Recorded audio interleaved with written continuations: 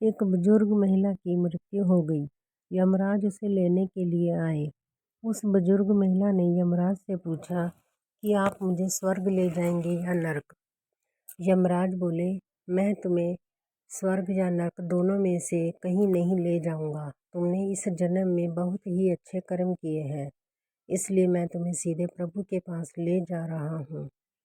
यमराज की बात सुनकर बुजुर्ग महिला खुश हो गई और वह बोली, धन्यवाद, पर मेरी आपसे एक विनती है।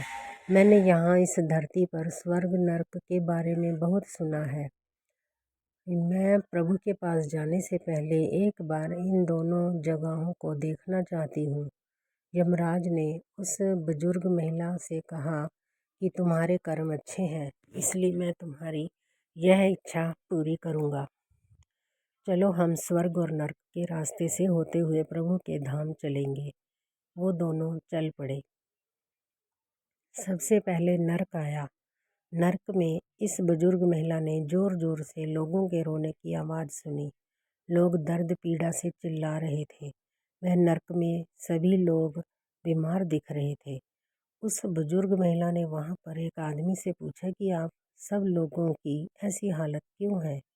वो आदमी बोला, अगर हमारी हालत ऐसी नहीं होगी तो और कैसी होगी। हम सभी ने जब से यहाँ आए हैं तब से एक दिन भी खाना नहीं खाया। भूख से हमारी आत्माएं तड़प रही हैं। उतने में ही उस बुजुर्ग महिला की नज़र एक बड़े से पतीले पर पड़ी, जो कि लोगों के कद से करीब 500 फुट ऊंचा होगा। उस पतीले के ऊपर एक विशाल चम्मच लटका हुआ था।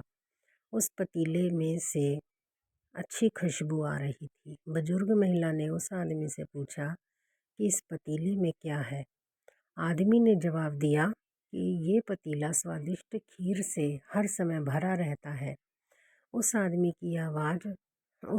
की बात सुनकर बुजुर्ग महिला ने तुरंत उसे कहा कि इसमें खीर है, तो आप लोग पेट भर के ये खीर खाते क्यों नहीं, भूख से क्यों तड़प रहे हैं। वो आदमी निराश होकर बोलने लगा कि कैसे खाएं, ये पतीला 500 फीट ऊंचा है और हम में से कोई भी उस पतीले तक नहीं पहुंच पाता है। उस बुजुर्ग महिला को उन सब लोगों पर तरस आ गया। वो सोचने लगी, बेचारे खीर का पतीला होते हुए भी भूख से बेहाल है। शायद भगवान ने इन्हें यही दंड दिया होगा। यमराज ने बुजुर्ग महिला से कहा कि चलो, हमें देर हो रही है, अब हमें चलना चाहिए। दोनों चल पड़े। कुछ ही देर चलने के बाद स्वर्ग आया। स्वर्ग में उस बुजुर्ग महिला को सबकी हंसने की आवाज़ सुनाई दी। वहाँ पर लोग काफ़ी खुश थे। उन सभी को खुश देखकर बुजुर्ग महिला भी बहुत ज़्यादा खुश हो गई।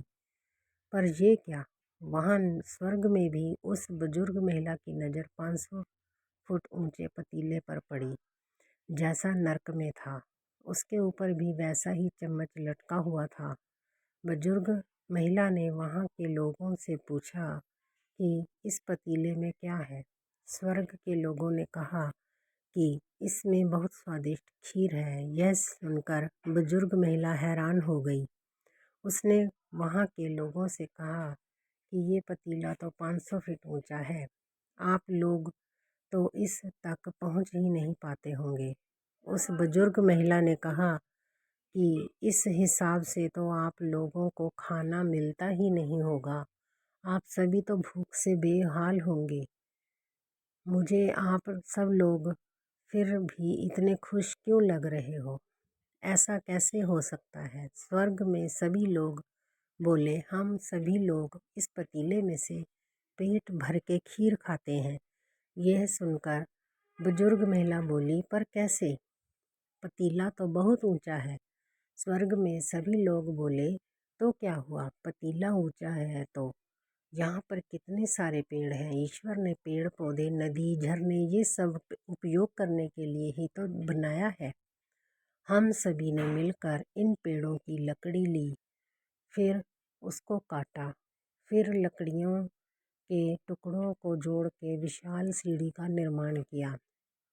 अब उस सीढ़ी के सहारे हम पतीले तक पहुँचते हैं और सब मिलकर खीर का आनंद लेते हैं।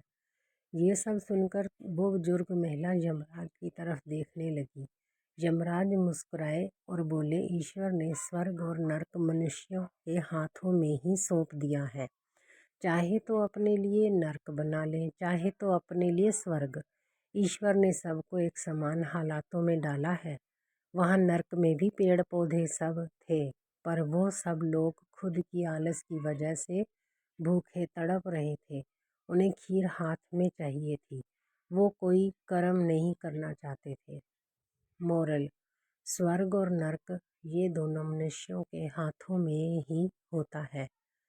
इंसान चाहे तो अपने जीवन को अच्छे कर्म, ईमानदारी और मेहनत से स्वर्ग बना सकता है और चाहे तो अपने जीवन को नर्क बना सकता है।